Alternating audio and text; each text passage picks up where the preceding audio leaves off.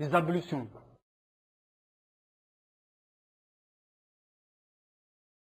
La prière, la circonvallation autour de la maison sacrée, la Kaaba, toucher le Saint-Coran, des adorations qui ne sont correctes qu'en état d'impureté.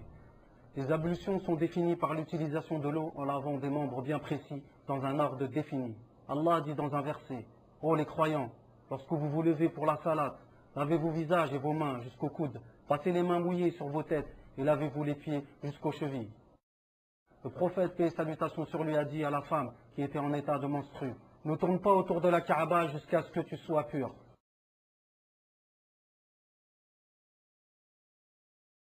Allah exalté soit-il a dit à propos du Saint-Coran, « Ne le touche que les purifiés. » Et dans les autres adorations, les ablutions sont préférables et non obligatoires, comme le prophète a dit. Et il ne préserve les ablutions qu'un croyant. Et renouveler les ablutions pour la prière est un acte encore plus recommandé, même si on est déjà en état d'ablution. Et lorsque l'envoyé d'Allah ou invoque Allah, la lecture du Saint-Coran.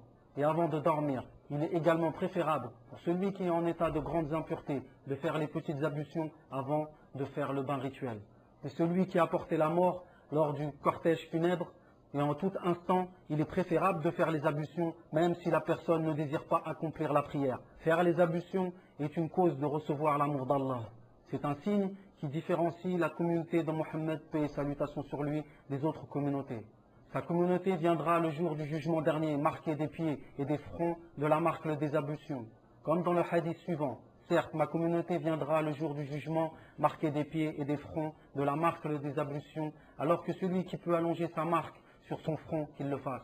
Les ablutions expient les péchés et les fautes, comme dans la parole du prophète, paix et salutations sur lui. Celui qui fait ses ablutions parfaitement, alors ses péchés sortiront de son corps jusqu'à sortir d'en dessous de ses ongles.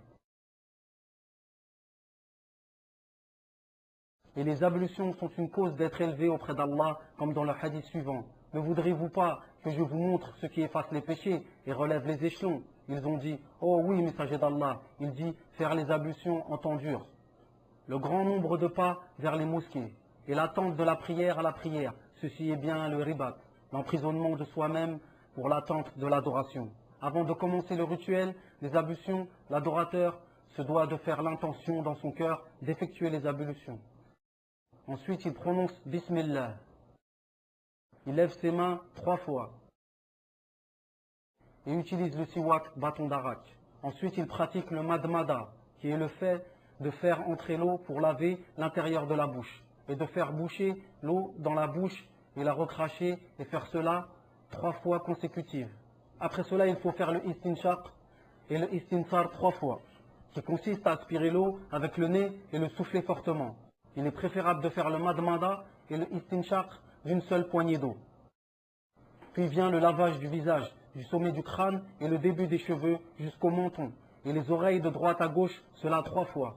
Ceci est le deuxième pilier. Il est inclus dans cet acte de frotter sa barbe pour faire entrer l'eau. Après cela vient le tour des mains. La main droite, du bout des doigts au coude, inclus 3 fois. Puis le gauche également.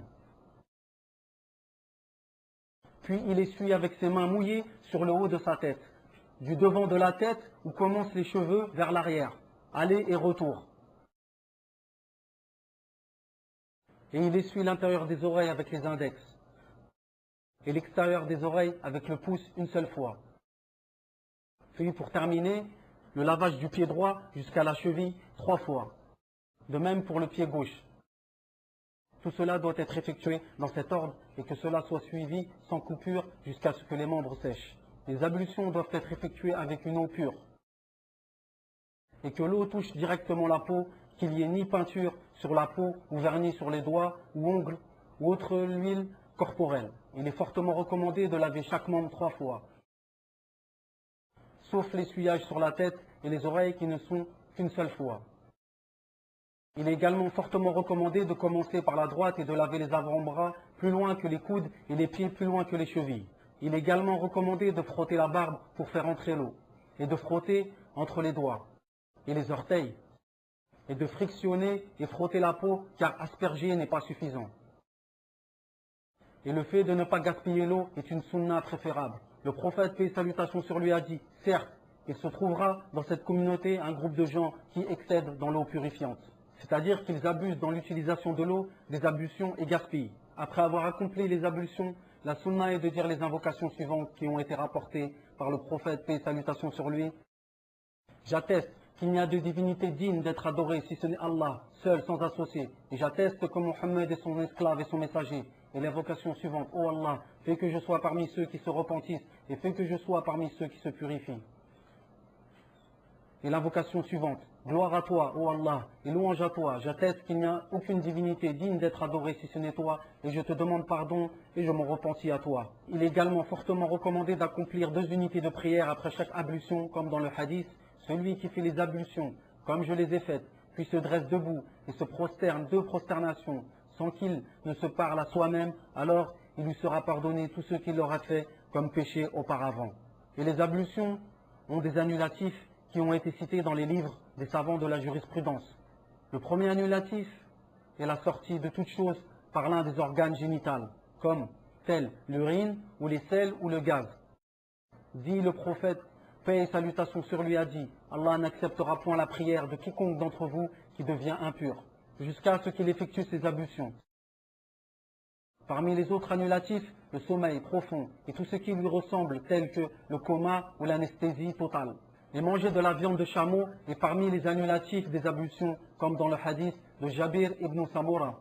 Alors qu'un homme a questionné le prophète, paix et salutations sur lui, en disant « Dois-je faire les ablutions après avoir mangé de la viande de chameau ?» Il dit oui. Parmi les autres annulatifs, le fait de toucher son sexe avec la main sans intermédiaire, directement de peau à peau. Cela a été rapporté dans le hadith de Busra bin Safwan, qui a entendu le messager d'Allah, paix et salutations sur lui, dire « Celui qui touche son sexe, qu'il fasse ses ablutions. » Les ablutions sont un sujet très vaste en islam. Les comportements à adopter sont nombreux. Parmi ces comportements, si le musulman, se levant d'un sommeil profond, désire accomplir ses ablutions à partir d'un récipient, qu'il ne prenne l'eau directement du récipient avec sa main sans les avoir lavées 3 fois, comme l'a dit le prophète, paix et salutations sur lui. Quiconque d'entre vous qui se réveille de son sommeil, alors qu'il ne plonge pas sa main dans le récipient avant de l'avoir lavé 3 fois, parce qu'il ne sait pas où elle a été pendant la nuit. Lors d'un doute dans les ablutions, on revient à la règle connue qui dit, dans le doute, il faut revenir à la dernière certitude. Par exemple, s'il est sûr d'avoir effectué les ablutions, mais n'est pas sûr d'avoir perdu les ablutions, il se basera sur sa dernière certitude, qui est le fait d'avoir fait les ablutions, et considérera être en état de pureté.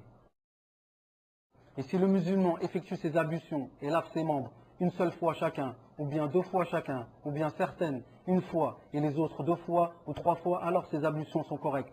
Mais s'il s'est privé d'une énorme récompense qui est de laver tous les membres 3 fois. D'après ce qui a été rapporté qu'un bédouin est venu au prophète, paix et salutations sur lui, le questionna à propos des ablutions. Il lui a montré les ablutions 3 fois, 3 fois. Ensuite il a dit, paix et salutations sur lui, c'est comme ça que sont les ablutions. Celui qui fait plus que ceci aura mal agi, outrepassé les limites, aura été injuste. Il se peut qu'une personne prie sans les ablutions par oubli. Il lui est obligatoire de refaire les ablutions et sa prière s'il s'en souvient.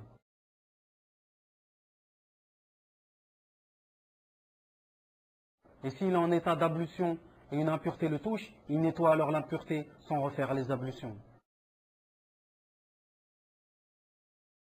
Le musulman doit bien être vigilant à ne pas négliger ses ablutions, comme cela a été rapporté qu'un homme a fait ses ablutions en laissant un endroit de la taille d'un ongle sur son pied.